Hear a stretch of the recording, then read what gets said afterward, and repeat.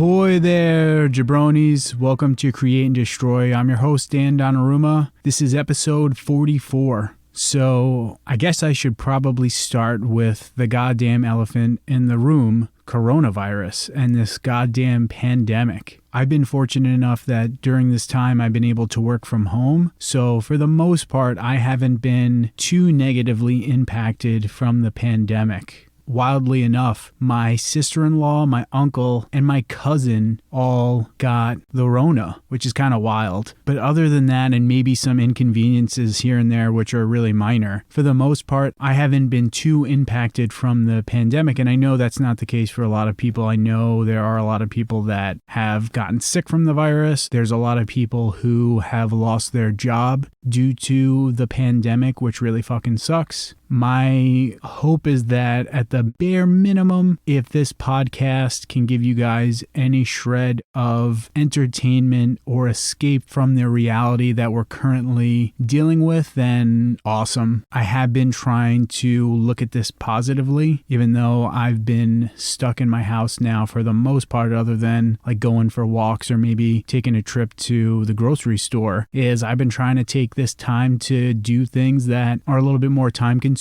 I posted about this recently, but I have taught myself how to use 3 different video editing software programs just so I could decide which one I like better, which is totally not recommended. I've been blazing through some comics, some books. I've gotten to play some video games and do some other shit that has been really fun. And I have to admit, being able to hang at home with my cat and my dog has been pretty awesome. So I hope you guys are doing well and you find yourselves in good spirits. With all of that said, let's talk about today's show and my guest for today. So today's guest is Damian Ojeda. Damian is the individual behind the black metal project Sadness. He's got a couple of different projects, one of which is Sadness. He also does an emotive hardcore project called Life. And Damian is a one-man band, a one-man show, which blows my fucking mind. So in my conversation with Damian, we talked about the fact that he writes all of his music, every single aspect of composing the song, from the drums to the guitar to the vocals, everything, he does it. And he's doing that for several different projects, which blows my mind. The fact that you can not only write music and create music and different styles of music for different projects, but then he's also the one recording it and mixing and mastering those songs and putting that music out himself. And I have such respect for that, because that is just straight up, that's as DIY as it can get. And I gotta say, I'm envious of that. That's something I wish I could do, and I can't at all. And Damian does it, and I think that's fucking awesome as hell. And I actually came across Sadness. It was only 2 or 3 months ago, and I got sucked in, and then I wound up listening to some more of Sadness, and I really, really enjoyed it. And I posted on Instagram a Sadness track, and I had a bunch of people reach out to me saying how much they liked Sadness and how much they liked the specific album that I had shared on Instagram. So I said, fuck it, man, let's reach out to Damian. Let's see if he wants to come onto the podcast, and he was game. And my conversation with Damian was really cool. We talked about the pandemic, how he's been dealing with it. One of the things that we talked about that I really enjoyed was talking about being out in nature, hiking and camping, and how we both find solace in being outside, connecting to nature, and how that could be very creative for both of us. Damian also shared with me how he works and how he creates his music, again, which I am like blown away by. I should add that Butters makes an appearance, and I thought about taking that out of the interview, but then I decided, fuck it. I mean, she is on the logo, so why not let her be in this episode? As a heads up, the audio is a little funky, so I edited as best as I could so that you could still hear what's going on and what Damian has to say. So sorry about that, but hopefully you guys enjoy it. Anyway, here's my conversation with Damian Ojeda of Sadness.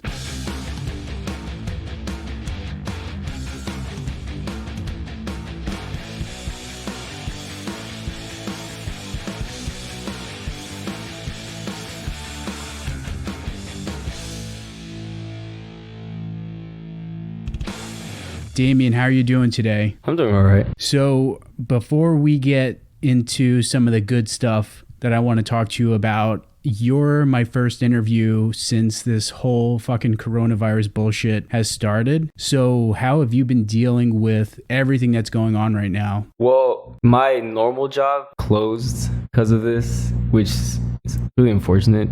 Like, it has given me time to, work on music and work on projects and things like that. But the fact that I'm not working is also, like, financially, it's kind of an issue. And it also is kind of boring because I really don't like being indoors at all. Normally I like to go outside and walk around, do anything, just like be outside. So if I'm inside, then I'm kind of just not having a good time. If I'm working on music, then it's kind of okay. Luckily for me, I should be getting some sort of unemployment benefit. I think everyone who's employed by my employer is going to be getting some sort of unemployment benefit. So that's good for now until we can work again. I really want to go back to work because this is actually I really don't like being inside. Other than that, I've kind of just enjoyed the extra time I get to spend with my dogs and work on music and things like that. So I'm more worried about people like my parents who are, they're definitely a lot older and they're more, I don't know exactly all the details about the statistics and all that, but I think as far as I'm aware, people that are older are more at risk of things.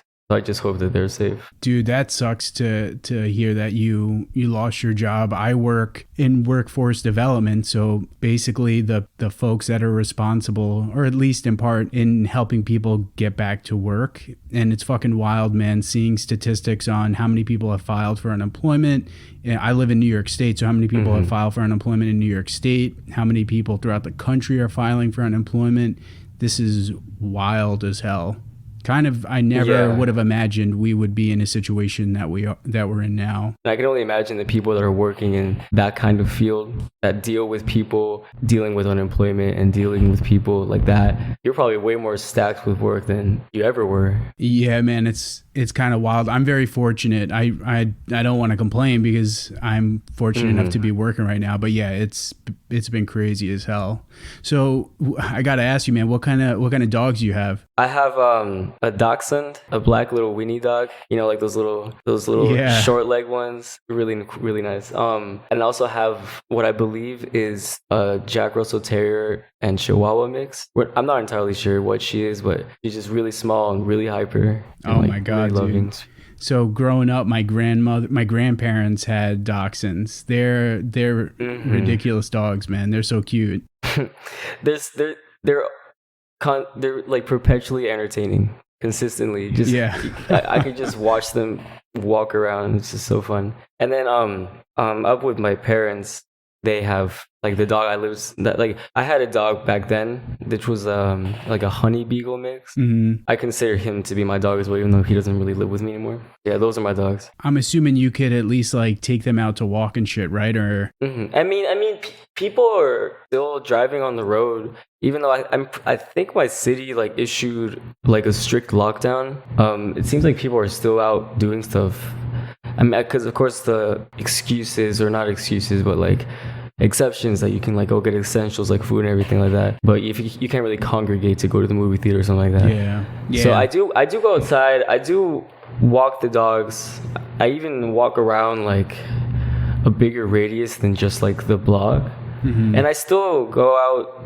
I still go places like, isolated places like my storage unit. I still go there. I am kind of worried that, because I heard that they say you can, get arrested for like a really strong sentence for just, breaking the quarantine rule. So I'm not trying to, get into something huge. Yeah, I'm not really going out that much, but I am walking outside. I am taking the dogs out, doing all that. And what state do you live in? Right now I live in Texas. Texas, damn. So New York State has been the same way for, I think this is like our third week now, where it's basically the same type of rules where we're pretty much shelter in place. So we're not allowed to leave for anything other than essentials. You can go on walks, but that's pretty much it. But yeah, even when I go on walks, man, like it's kind of eerie seeing there's not a lot of people around. I'll see people around here and there, but not seeing a lot of cars. It's just fucking weird. That's kind of how, my day-to-day outdoor time is anyway. Like what I like to do is, just go on a walk. I like to go on like walks just by myself, or just going like down the forest trail or to the park or something like that. So it's not entirely different for me, at least in that aspect. So you had mentioned being able to work on music. Have you found that this time has been productive for you, or has it been hard to focus on music with everything that's happening right now for you? Well, it's actually been really productive. I have actually, since the quarantine started, I've actually made a lot of brand new stuff, as well as, try to finish old things. Mm-hmm. The only thing is that because I'm inside all the time, because I really don't like being inside. I do not like being indoors. If I could, I would just be outside all the time.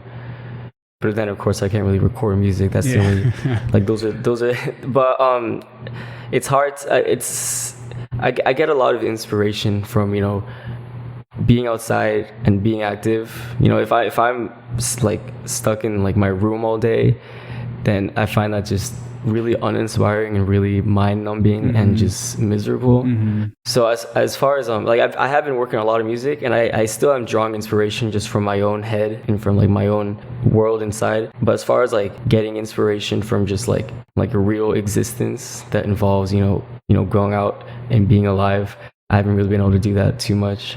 Yeah, it's weird, man. I'm a huge introvert, so I don't mind hanging out by myself and indoors, but I love camping and hiking. Mm-hmm. But I feel like that's also a very introspective sort of activity, and I'm curious to see how this is going to impact stuff like being able to hike and camp this summer, because I have to imagine that it probably will, at least to some degree.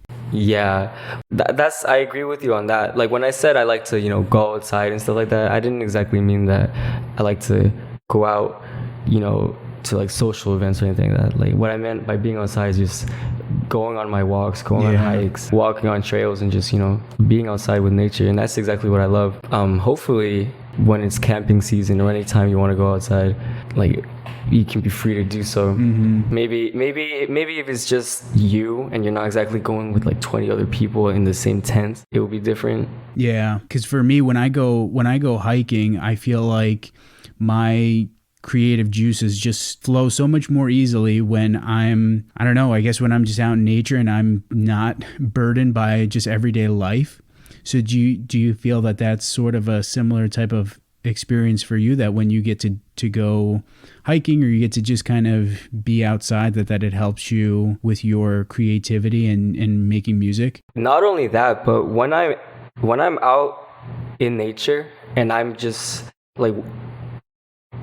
immersed in the essence of the true planet Earth and being in nature, in that state, it's like night and day compared to when you're inside or when you're worried about modern human things, or when I'm outside, when I'm with nature, when I'm going on my walks, when I'm doing something like that and I'm just breathing fresh air, I actually feel a huge sense of clarity, and it feels like I'm connected with myself, and I feel like I'm actually where I'm supposed to be, and I'm feeling the way I'm supposed to be. So in basically every way, that is the place and the state of being to be inspired and to feel all, like you said, all the creative juices just flowing. Yeah. It's very it's as literal as I'm explaining it. If I stay indoors for multiple days at a time, I become very depressed and I feel very miserable and bored and it's this mind-numbing feeling. But if I go outside and I just spend a day walking through the trees, breathing fresh air, I actually feel that's how I'm supposed to be. Yeah. That's feeling I feel like myself. I can completely relate to that, man. I dread wintertime so much, because as much as I do enjoy hanging out at home, I love going hiking and I love being out inside during the summer. I definitely suffer at times from seasonal affect depression, just because of the fact that I'm just hanging out at home, fucking doing God knows what to just kill time. And so I so look forward to being able to go hike and camp during the summer, because I agree completely, man. My wife and I usually will try to take a longer hiking trip every summer. And I feel like it's so fucking refreshing, so energizing because I don't have to worry about anything other than waking up, going hiking, and then making meals throughout the day. And that's pretty much it. It's fucking awesome. So yeah, I could totally relate to that, man. I'm actually kind of the opposite because I really dislike hot weather and I love the cold seasons. Oh, dude, I love hot weather, man. Give me like 80, 90 degree weather all day long. Yeah, we should trade as like our geographical location. I used to live up there in New England. I lived in Connecticut and that was amazing. I love it. Really? I completely miss, like true winter time. Mm-hmm. I used to go out for 12 hours a day just walking around like in the forest in the winter, in like dead cold winter. I would love it. I love it so much. Damn. So where you're living now in Texas, what's the temperatures currently like there? Right now we're actually, luckily though, but we are it's kind of rainy. Mm-hmm. Like we're in the rainy week right now. It normally doesn't rain here, which really is horrible. I don't like it. But right now we're getting some like spring showers kind of. Mm-hmm. Like this whole week. It's supposed to be either drizzling or like raining, thunderstorm. It's like in the low 70s as far as that goes. Oh, okay. As far as the temperature, like it feels more like summer rain. Gotcha. Than like spring rain. Yeah, man. My wife and I talk about this. I should be living in California or like a place like Texas. I'm such a baby when it comes to the winter and the cold. Yeah, no, we can trade here. Like if it's not overcast, it'll be like 90 or 80, even 100 degrees, and I really am not for it. I do not like it. Wow. So dude, so in Texas, man, what's the music scene like where you live? I live just a city away from Austin. Mm-hmm. There's actually a lot of really cool music coming from there. Not exactly like there are like black metal bands I've seen, but I've seen a lot of really cool like noise bands, like noise rock bands. Mm-hmm. Or just people playing more like modern avant-garde kind of stuff, like blends of metal and noise and hardcore. It's really cool. Like I've seen a lot. I've gone down. I went up to Austin a bunch of times to see some shows, even here, and I've seen some like cool black metal bands. There's some local bands that are really nice. Mm-hmm. Like there is a thriving scene, especially up in Austin. Like that is not only that's like the big city here, like in Texas. That is the capital. It seems like a lot of like the new age of like music fans and people getting into like people who want to go out and find new music. They all kind of link up there. Yeah, I had on the podcast 2 dudes from the band Glassing who are from that Texas. band. Yeah, Glassing. I was actually just when I was telling you about that, I was actually in my head I was visualizing a memory of going up to see Glassing. They're up in Austin. I saw them at a house show once. It was really cool. Dude, that's awesome. Yeah, they were fucking cool as hell. And we were talking about Austin. I've never been to Austin before, but that's a city I want to go to really, really badly. And yeah, there seems like there is a lot of good music happening there. A lot of good bands coming from Austin. Yeah, it's definitely there's definitely a lot of culture as far as like music and like heavy music goes. How far do you live from Austin? I live in San Antonio, which is about an hour and a half away. Oh, okay, so that's not bad. Like on the map, they look really close. So it's kind of like if I don't know where in New York you live, but if you're in New York City, something like that, you'd be like, I don't know, somewhere like northeast Pennsylvania or like New Jersey. Yeah. It's kind of like that proximity. Oh, I'm all the way in Bumblefuck, upstate New York. I'm like an hour and a half from the Canadian border. Oh, so like somewhere on Buffalo, Syracuse, Yeah. So I live in Rochester, which is basically like dead smack in the middle of Syracuse and Buffalo. Yeah, actually, I was actually thinking of, I forgot the name of Rochester, but yeah, Rochester to Buffalo is probably the same thing as like San Antonio to Austin. So let's kind of rewind a little bit, man. How old were you when you first started playing guitar and you first started really getting into music? Well, I've always loved music since I can remember first hearing it. I picked up a guitar. My first guitar I think I got when I was 7. It was one of those like it wasn't a toy guitar, but it was an electric guitar, but you didn't plug it in. Like it had like the speaker on the back, or like where the pickups would be, and it had like an on switch. That was my first guitar. So I was about 7 years old, and by that time I definitely had already loved music enough to want to play it and take it seriously. So I think 7/8, yeah. Do you remember, like, at that point in time, like, bands or artists that you enjoyed? Yeah, when I was 7 and 8, I think the first like actual CD of my own that I got was Green Day, American Idiot. What was the big single that came from that album? I don't even remember. Well, they had American Idiot, also had Boulevard of Broken Dreams. Oh, yeah, that's right. They had Wake Me Up When September Ends. I'm pretty sure they played that at my graduation. I feel like that was like the graduation song for a shit ton of people. Yeah, I think that was probably one of the first songs, if not the first like song that I learned on the guitar. I definitely remember when the first time I got a drum set, which was when I was 9 years old. That's when I started.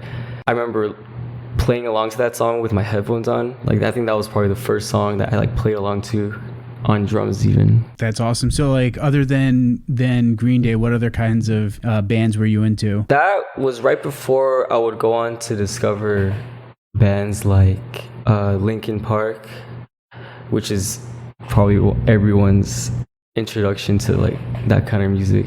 Everyone has a close memory with Linkin Park. You know, it's funny, man. When I was younger, like when I was in middle school, I listened to new metal bands. I never got into Linkin Park. I feel like so many people love them. I never got into them. Even to this day? Yeah, never. I don't even know when the last time it was that I actually tried listening to them. It was probably like middle school or high school, but I haven't tried checking them out recently. But I know so many people love them. Yeah, well, it might also have to do with the nostalgia. Yeah. That helps really. It helps you to enjoy something a lot more than you probably would otherwise. Yeah. But I still think they're good songs. They're really good songs, and they got popular for a reason. It's because they're good, catchy songs, and they're kind of classic. Like songs like In the End. Like I'll still sing along as loud as I can if that comes on. It's a good song. And at what point was it that you started delving into like underground music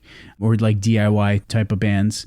Because before I was about 12 or 13, like I would pick, like my exposure to music came from what was kind of immediately accessible. I think when I started getting on the internet around 13, 12, that's when I was able to discover more music, find like different little niches and more like obscure like caves where there was like music going on, instead of like finding something at the CD store or like hearing it on the radio or like Pandora or something like that. Definitely when I was 14 was when I really kind of just like branched out into like the musical ether and found a ton of stuff that would never reach you otherwise unless you look for it. And during this time, were you discovering bands or artists with friends, or were you discovering this stuff on your own?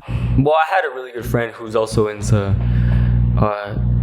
this like music that I'm into and underground music. So from him, I would discover bands like if he would show them to me. But a lot of it comes from, you know, my own individual exploration. So yeah, it was pretty much by myself, just going through the internet, seeing what I could find. During this point in time, let's say you're like 14 years old or so, did you have a desire at that time to write music and to be in a band at all, or no? Well, that desire to play and my own music and play in bands started when I first picked up an instrument. So like when I was 8 years old, I always imagined I would, you know, be in a band and I would actually do this for as you know, like my life's passion. When I was 14 was when I actually recorded. I mean, I'd recorded some like little project things before that. Like I even like recorded songs when I was 10 years old, which sadly are gone. I lost those, which is really unfortunate. I wish I could get those back. But at the age of 14 was when I like recorded and released the very first thing I ever put out. And was this under Sadness, or was this a different project? No, this was not really under a project. Like I had a YouTube channel, which I called it's I don't even like this name, but I called it like Aleph Face or something. But I kind of threw some songs together under that name, and one of them was called Ensam Litingente, something. It's Swedish through like Google Translate. It's very amateur, but that song, which is like the instrumental, ended up being the first song that we released as Born in Abomination, which is this band that I had. It was me, my friend Tony, where I would play the instruments and he would do vocals. So that song, which ended up being called I Can't Live Like This Anymore, that's the first song where I like recorded the guitar. Like I actually recorded the guitars on it, and like that was like my first song, I guess, that's on the internet. Like I had some songs which were like programmed, you know, MIDI things, which weren't really too special before that. And I even released a song that I made when I was 13, somewhere on that YouTube channel. But I think that's the first song, was I Can't Live Like This Anymore, the instrumental version. What kind of music was this that you were releasing? Was it metal? So the Born in Abomination, that was metal. It was, I guess, it had the intention of being like depressive black metal, but ended up sounding like a whole mess of all my other influences. So it would kind of, like, it would be depressive black metal, but it'd also be really unconventional things. Like I'd put on elements of like power metal even in there, which really doesn't make any sense. At the time I just made music that I kind of just wanted to. Yeah. There wasn't like, I didn't imagine like the character of what kind of music or what kind of atmosphere I was creating. It was kind of just like I was making these songs. Before that, because I said I was making these MIDI tracks, like the one I made when I was 13, that one was kind of metal too. Like it more sounded like post-hardcore, the more trendy and popular way that you think of it. Because that time I was listening to bands like the mallcore, hot topic core, kind of like metalcore / post-hardcore bands. So that and like pop punk, but it was all on MIDI. So like the guitars were MIDI and the drums were MIDI, and I'd have some other songs that were kind of electronic sounding, but with like MIDI guitar. So you could tell I was trying to make like a rock / metal song, but it's just sounded like this MIDI electronic experiment. So I was gonna say, this helped lay the foundations then for Sadness, right? At least in terms of like the production and writing, I'm assuming, or no? Well, when Sadness started, I was basically just continuing my like routine, I guess. I don't want to say routine, but I was just continuing my way of doing things. So it just became a new entity. It just became a new project, which I guess you can say it started with that first Born Abomination song, because I've composed music the exact same way, like in the same fashion, you know, structure and formula. It was just a few years later and under a different name that Sadness happened. What time frame, what year are we talking about that Sadness started to form and become a project for you? Sadness happens the first week of July of 2014. 2014. So that in that first like week, because I put out that album, the first album, on July 9th of 2014. And I remember starting that, like, it was just a pile of songs that I just started making in that same week.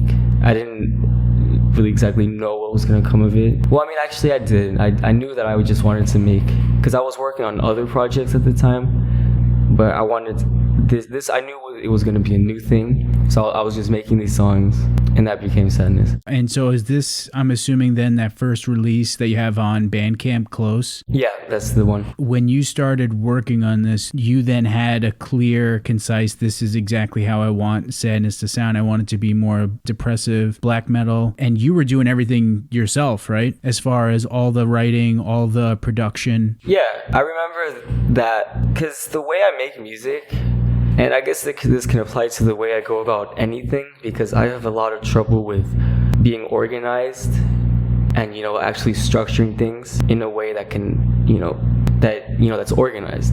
The way I would always make music was very, improvised, and there wasn't really any structure or any like forethought, because that just was beyond my like mental capacity to focus on things like that. For me, the way I made music was always just as simple as I could, where I would just make stuff up and just go along with that, and then that just becomes a song without knowing what was gonna happen, like even 10 minutes before I recorded it, or like 10 minutes before I started the song. For a while, I wanted to, sit down and actually try to craft like a project, like a piece of work that had thought into it, that had like a bigger composition and like a bigger, scheme.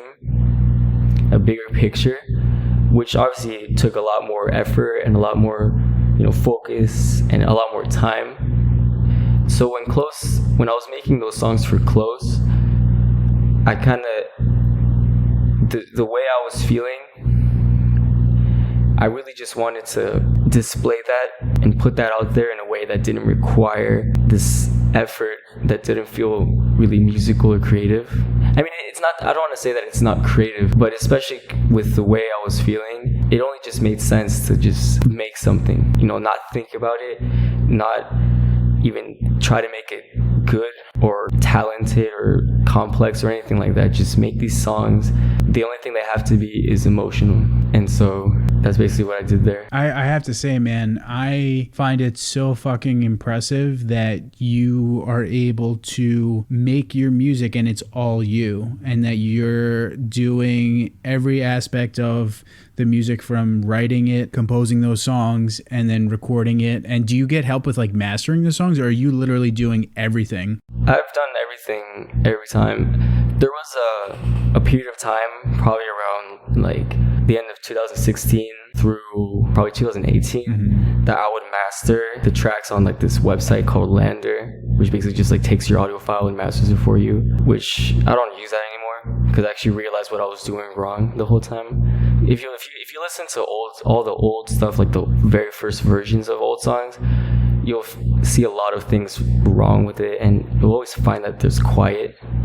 So at one point I started just using this Lander thing to help me boost up the volume, which for some reason I never found out how to make these songs louder, but then I realized what I was doing and how to actually do it. Other than that, yeah, it's all been me. Dude, that blows my mind, man. So like for you, when you're writing a song, what's like one of the hardest things for you to write? I don't know, like I think everything comes as smoothly as the next thing. Like it is hard sometimes to find the time or the moment to record things. I guess if I had to pick one, it'd probably be vocals, because that's where my abilities are most limited. A lot of times I'll have an idea in my head of how something is going to sound, and I'll be very confident that I can pull it off, but I ended up trying it and realized I'm not as good as I thought I was. Really? So is it the vocal patterns, or is it just your actual like singing capabilities? All of it, honestly, because sometimes, like especially with like the screaming, because the way I'm screaming, it's not controlled, so it's kind of hit or miss.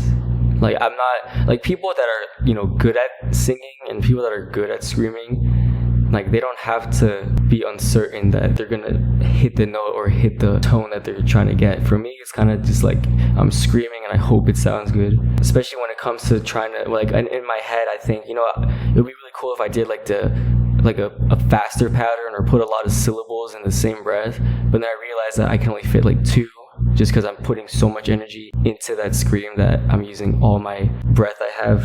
So I end up having to like reevaluate what I'm doing for the song, because I realize I can't actually do it. And then when it comes to singing notes, I mean this also goes for screaming, but when I'm recording it, a lot of it depends on if my voice is having a good day. So sometimes I'll be trying to sing something which I know I can sing, like I'll know it's in my range, but it's just not sounding good that day for whatever reason. So I have to wait for another day. I gotta say, man, I asked this in the previous interview I did. Does your throat ever bother you? Because I will do some like harsh vocals, but I can only do it for so long. The last interview I told the guys like 1 or 2 songs, and then my throat's just fucking done. No, yeah, absolutely. Like after an hour or so, or maybe even like a couple hours of screaming, like I'll stop when I realize that my voice isn't sounding as good as it could, and then like for the next few days my voice will be like shot, and so basically I just have to wait until my voice sounds good again to record again. But yeah, it is very heavy. It shouldn't be, as far as I know. Like if you're actually doing things right, your voice shouldn't hurt at all, and you should be able to consistently do it for as long as you want. But I just, I'm not about technique. I'm just about screaming. Yeah, I've watched like videos on YouTube for like singing coaches or just people that can do harsh vocals, and they teach technique, and I'm just like, man, how the fuck does someone figure this stuff out? Because for the longest time I was just yelling or screaming as hard as I could or as loud as I could, and totally not using any technique whatsoever. I've tried following like tutorials, and like I've even tried having people explain to me, but they always say these things about like you have to do it from your diaphragm. You can't do it from your chest. Yep. And I'm just like, I don't know how to, that doesn't make any sense. How am I supposed to do something from here and there? It's like, it doesn't make any sense. I don't know how to internalize the information. I don't know how to internalize the performance. Like it's not as easy as explaining like what you do with your legs when you ride a bike. Like this is not something that you generally have like some sort of control over, like your diaphragm or like what location. Like how does something come from your throat as opposed to your chest? I don't know, like it's all the same. Yeah, it's kind of crazy. I mean, even just like normal singing, that's how someone is supposed to sing, is more from their diaphragm.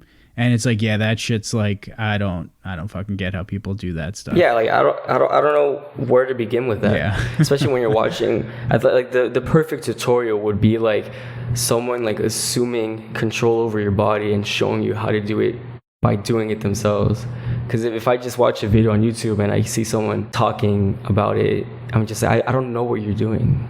But yeah, maybe I just don't know. So now, do you perform your music live, or is this solely just a recording project? It's a recording project. Like I'd like to perform live. I think I've even tried to, get the session members, but every time it always like somehow falls apart, which is a shame. Like I would really love to perform it live. That's just gonna have to require a lot more other things. But yeah, hopefully one day I'll be able to, perform live and even tour on this music. So I wanted to share this with you because I only actually discovered your music like a handful of months ago. And so I wound up listening to your recent album, I Want to Be There. I really enjoyed it. I shared it on Instagram and I asked, is anyone else into this band? And I had a bunch of people reach out to me and saying like, hell yeah, you should have them on your podcast. And I wanted to share that with you because I thought that was fucking cool as hell that a bunch of people had reached out to me about this. But I was thinking about this, that at this point now, that release is almost a year old. So when you think about those songs, that album, what sort of things come to mind? What sort of emotions come to mind when you dwell on those songs, that release? So that album came out in the beginning of last year, but those songs, I made them the beginning of 2018. So they're twice as old than for me as it is to everyone else. When I think that, and that for me, that's a really long time ago. The emotion and the idea behind those songs is still relevant. It's been relevant before I even made that album, and it's still relevant now. Like when I think about those songs and I think about the desires I have that I put in there, I can still relate to them. The songs themselves, whenever I think about them, I think of the color of the month February, and I think of February 2018, because both February and the number 2018, they have like this reddish pink color to me. In the same way that I kind of feel that whenever I think about that album, I think about that, and I think about, because I lived in a different state at that time. I lived in a different house. I think about those moments. I think about the year 2018. Interesting. When you're talking about the color, because I love the album art, and it's got like the pink with that person's. Does that color of the album art, does it reflect kind of what you're talking about in terms of those songs and your recollection of that time period when you were writing them? It reflects the song "You Dance Like the June Sky." So when I say the June sky, that picture really puts it in like an image really well. And that the album, like the feelings and like the setting that like my mind would go to, and like the things I would think about, and like the emotion attached to those places, that picture does a really good job of kind of giving you an idea of what I was trying to display. I think like that picture, I don't know how I was going to get a better album cover. I would have to literally project my mind onto like an image or something like that. Do you have a favorite song from that album? I Want to Be With You. That song, that's probably my favorite song on that album. Dude, so I love the opening track, In the Distant Travels. That song is so goddamn good, man.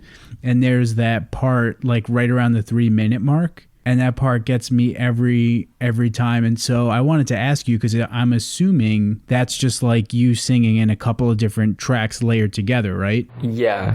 The only part where I'm actually singing somewhere like when it's the loudest. Yes. Yeah. Yeah, that is. It's probably like 9 to 12 vocal layers. Yeah. Oh, dude, that part's so goddamn good, man. Yeah. No, it's all like I tend to do that a lot. Like if I had like a big congregation of people equally as emotional about the music as me, it would probably sound a lot cooler to have like an actual collection of different people, different voices, singing. But I end up just doing it all by myself, and I kind of create the same effect. One of the things that I think is impressive as hell is your output, man. You have so many damn songs, and I find that so impressive because for me, it's so goddamn tough to write music.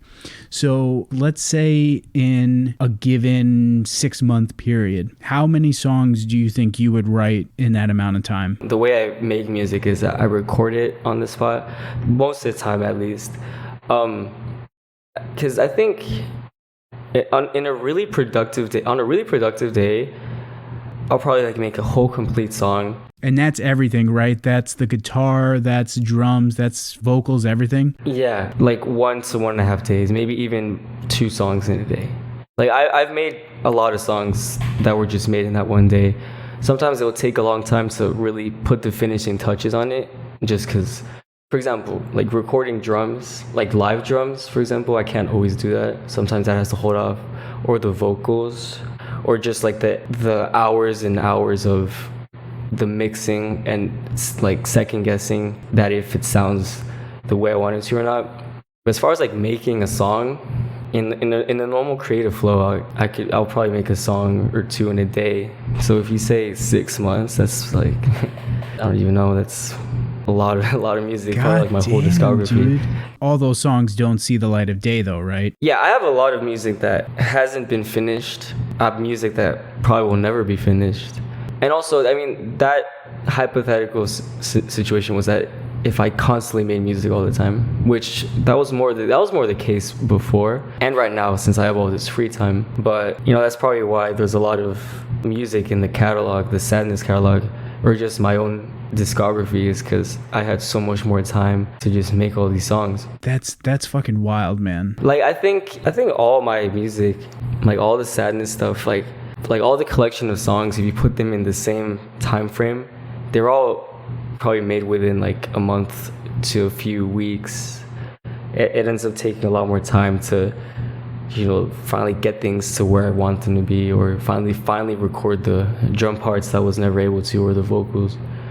Like for example, the I Want to Be There album, I think all of that was done between like February and March of that year, except for the first track and the last track. I actually made those a year before.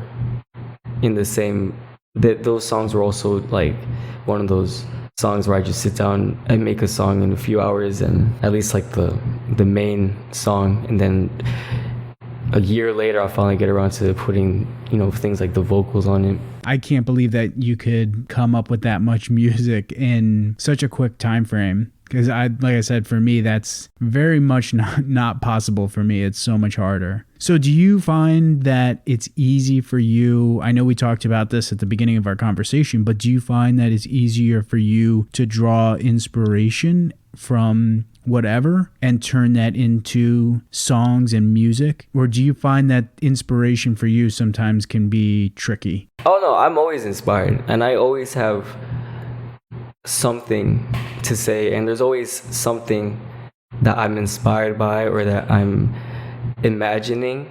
There's never a shortage of that. Like if I really created everything that I conceptualized in my head or in my feelings, I would have a lot more music out than I do now. A lot of times, like, there are things that I never get to be able to capture just because there's always a constant overflow of ideas and things like that. But there's never a shortage. I don't think I've ever hit a writer's block. Mm-hmm. And if there isn't, then I'm just not really thinking about it, because I'll never sit down with my guitar or something like that, or sit down with my recording studio and have nothing to put down. I'm never like stuck at a block and I'm like thinking, like this isn't working out. Because if I'm not inspired, I'm not gonna even bother in the first place.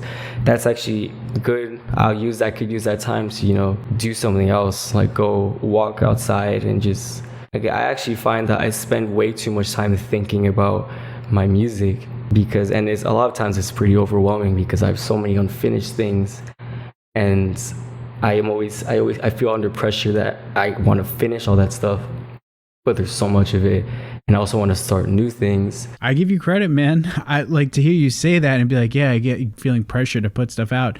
I mean, dude, if I could even put out fucking six songs that I was proud of and happy to share with in like a 2-year time frame, I'd be happy about that. So, dude, kudos to you, man. That's fucking impressive as hell. So, with Thank you. Having, I would say, a pretty decent sized catalog of music at this point, do you have a certain release that's your favorite? Do you have a certain song that's your favorite, or something that you think is like, if I had to show someone one song or one release that I would say this perfectly encapsulates what I'm trying to do with this project, this is what it would be? So sometimes I'll come across songs and I'll be like, this is one of my favorite songs. Like, this is a good song. As far as albums go, like I don't know, it's so hard, but if I had to give you like one thing that could represent me that I'd feel comfortable with, I have a song, the second track on Life Demo 2. Mm-hmm. Life is one of my other projects outside of Sadness. That song's really cool. I listen to that sometimes on the little cassette tape I have, and it doesn't really get old. Whenever I hear that song, I think that's one of my best songs. How many musical projects do you have, dude? I didn't realize that you had another one. Oh, I have a lot. I don't know. I mean, if I could count, like in all time, some of them I don't work on anymore, but I've, like on Bandcamp, if you release music on Bandcamp, you can like compile artists into the same account. And if I pull down the drop down list of all my Bandcamp artist pages, there's like 20 probably. I don't even know. Damn, dude. So how many are you working on currently at this point in time? I have like priorities.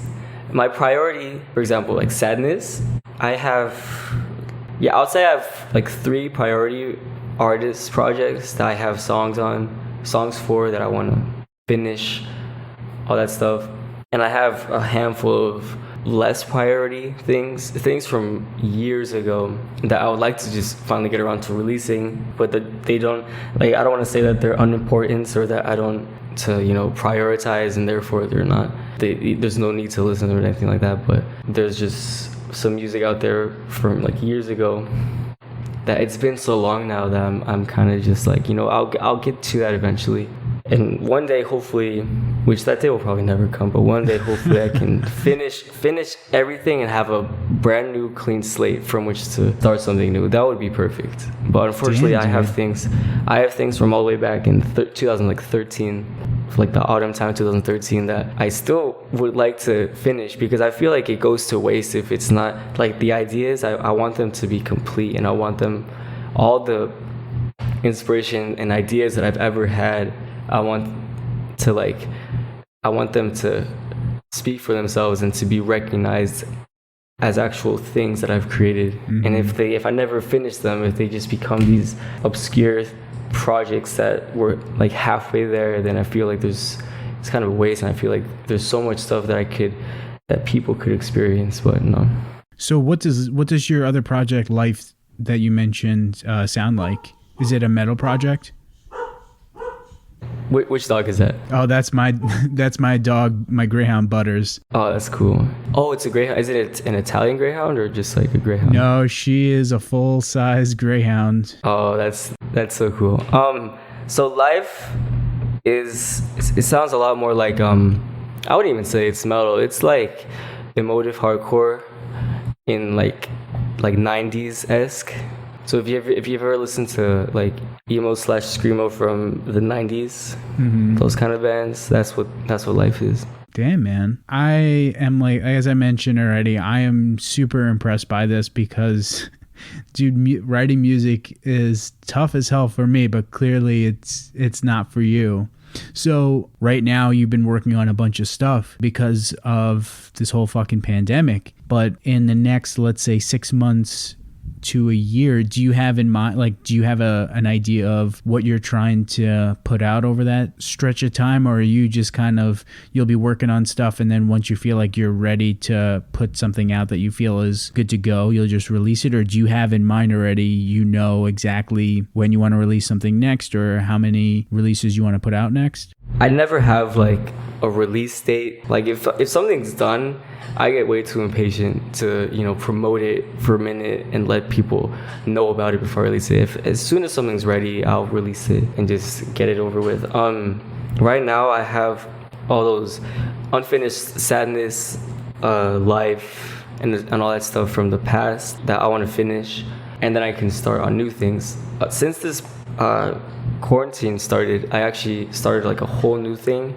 Like I actually, for the first time in probably a while, I've actually like made a song from scratch, or probably like 6 or 7 songs from scratch. And then I'm working on that just because it's so fresh. I really don't like revisiting things like a year later, because it's like that's such a long time, and I want to complete things when it's the most relevant. I'm prioritizing the new thing. I'm also prioritizing all like the unfinished sadness stuff in life and all that stuff.